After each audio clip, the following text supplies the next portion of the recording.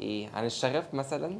تمام. الشغف ده عشان عامل مشاكل دلوقتي بقاله كام سنه. مثلا بالظبط. اه كلمه نفسها هم ادولها يعني. بالظبط.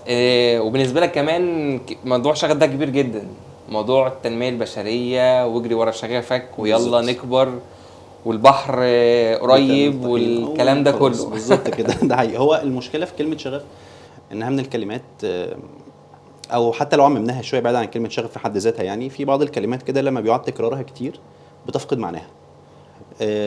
زي يقول لك ايه، موضوع تاريخي، لحظه تاريخيه، مش كلمه تاريخي دي بتتقال حاجه كبيره قوي.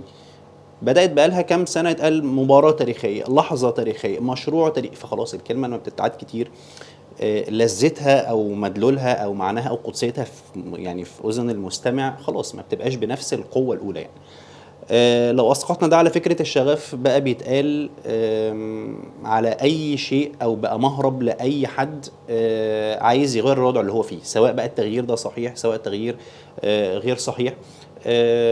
بقى بيعتبر انه لا انا رايح لشغفي، فخلاص بتحس انه خد صك براءه لاي خطوه بيعملها مهما كان فيها. مش عايز اقول مهما كان فيها من حماقات، لان كل واحد طبعا بيكون اضرب خطواته يعني، بس نقدر نقول مهما كان فيها من عدم تقدير حسابات او عدم رؤيه للي جاي. بقت الناس كمان تقارن بينها وبين التعليم، بالظبط بالظبط. اتعلم ولا اجري ورا شغفي. رغم ان هو ما فيش تعارض اصلا. وشئنا ام ابينا يعني الشغف دايما لازم يكون مربوط بالواقع المجتمعي. يعني هو بيقول لك ايه، يقول لك انه بيل جيتس مش عارف ساب التعليم وعمل ايه، انه فلان مش عارف معهوش حد شهادة. بالظبط كده، انه حتى لو في مجال الكوره مثلا احمد عفيفي لو اكيد كلنا نسمع عنه، طبعا. ده راجل مهندس وكان الكارير بتاعه يعني ما شاء الله في الهندسه شاطر جدا. فجاه يلا نعمل فيديوهات يوتيوب وزمالك ومش عارف ايه، ودلوقتي بقى فين، فيلا بقى كلنا نحل الكوره. انا مش ضد ده، بس هو بيقول لك نموذج واحد نجح وراح، وبيغفل الاف النماذج اللي حاولت تعمل ده ويعني وما راحتش للحته اللي هي كانت متوقعه، فخسر الاثنين.